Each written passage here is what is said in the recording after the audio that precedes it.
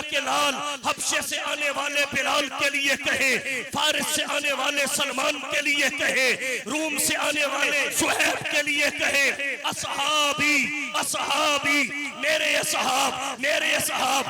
حضور قصر نبوت کی آخری اینٹ ہے جناب صدیق اکبر، قصر امت کی بھی پہلی اینٹ ہے، قصر صحابیت کی بھی پہلی اینٹ ہے، اور قصر خلافت کی بھی پہلی اینٹ، قصر امت کی بھی پہلی اینٹ ہے، قصر صحابیت کی بھی پہلی اینٹ ہے، اور خلافت راشدہ کا نقطہ آغاز بھی جناب صدیق اکبر رضی اللہ تعالی عنہ ہے۔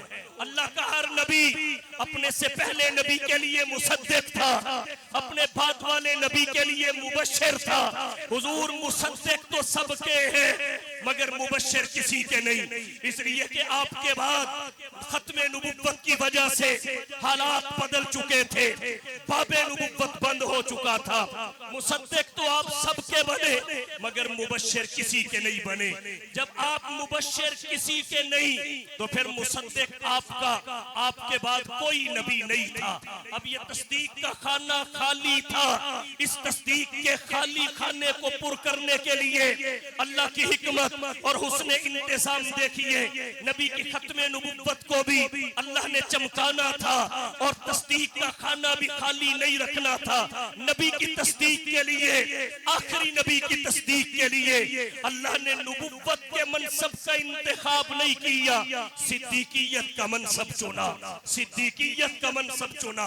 حضرت ابو بکر صدیق رضی اللہ تعالی عنہ کو حضور کی تصدیق کے لیے بھیجا، حضور سرور عالم کی تائید کے لیے بھیجا، اور حضرت ابو بکر صدیق رضی اللہ تعالی عنہ اور دیگر صحابہ کے ایمان کی قبولیت میں یہ واضح فرق دنیا نے دیکھا ہے۔ کتابوں میں لکھا ہے کہ حضور سرور عالم نے کسی کو دین اسلام کی دعوت دی، وقت مانگ لیا گیا، کسی کو دعوت دی مشورے کا کہہ دیا گیا، کسی کو دعوت دی معجزہ کی ڈیمانڈ رکھ دی گئی، کسی کو دعوت دی دلیل کا مطالبہ کر لیا گیا، لیکن حضرت ابو بکر صدیق رضی اللہ تعالی عنہ نے کوئی ڈیمانڈ، کوئی دلیل کا مطالبہ، معجزہ کی طلب، مشورے کے لیے وقت نہیں مانگا۔ اللہ کے نبی نے اعلان نبوت کیا، صدیق اکبر نے تصدیق کی، ایمان لا کے امت کی خشت اول بھی بنے، صحابیت کی خشت اول بھی بنے، اور یہی آگے چل کے خلافت راشدہ کا نقطہ آغاز بھی بنے۔ اہل علم نے لکھا ہے حضرت ابو بکر نے دلیل نہیں مانگی، معجزہ طلب نہیں کیا، وجہ اس کی کیا ہے؟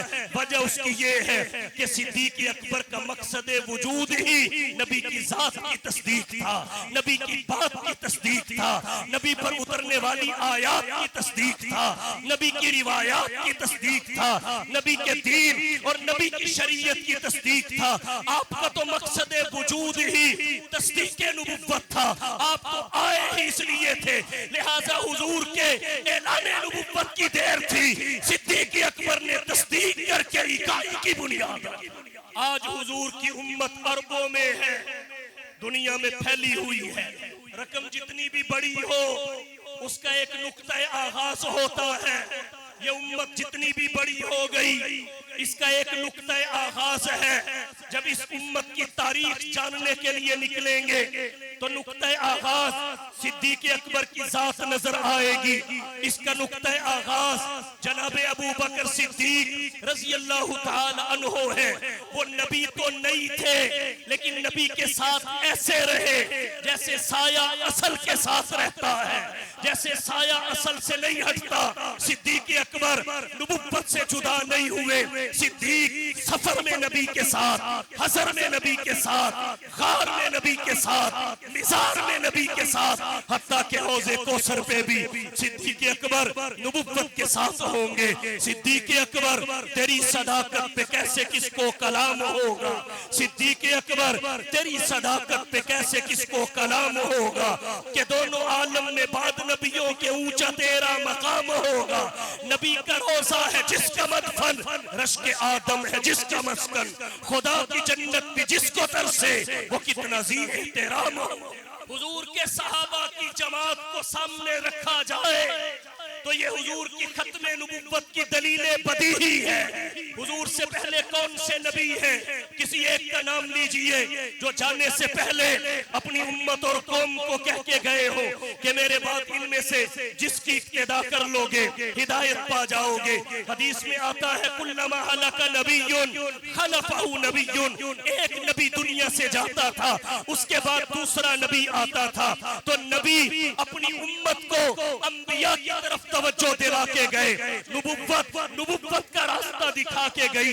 فقط حضور کی ذات گرامی ہے جس نے جانے سے پہلے اپنے تیار کیے ہوئے مثالی معاشرہ کو لوگوں کے سامنے رکھ کے فرمایا اصحابی کالنجوم فبأیہم اقتدیتم اہتدیتم، یہ میرے صحابہ ستاروں کی طرح ہے، ستاروں کی طرح ہے، ستاروں کی طرح ہے۔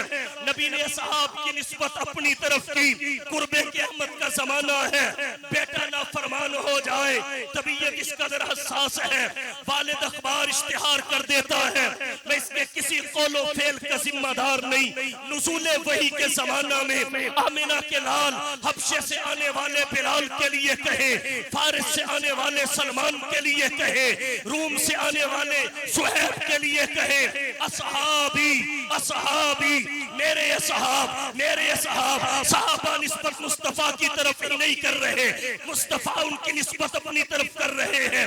پھر اللہ کے نبی ان کی عظمت کا ذکر کرتے ہوئے فرماتے ہیں کالنجوم، ستاروں کی طرح ہے، ستاروں کی طرح ہے، جیسے ہر ستارہ روشن ہے محمد کا ہر صحابی نور ایمان سے منور ہے، جیسے ہر ستارہ نیچے زمین پہ روشنی کا کوئی کتنا ہی منبع کیوں نہ ہو اس سے بلند ہے محمد کا ہر صحابی، ہر عابد و زاہد متقی اور پرہیزگار سے بلند ہے۔ ستاروں میں فرق مراتب ہے، محمد کے صحابہ میں فرق مراتب ہے۔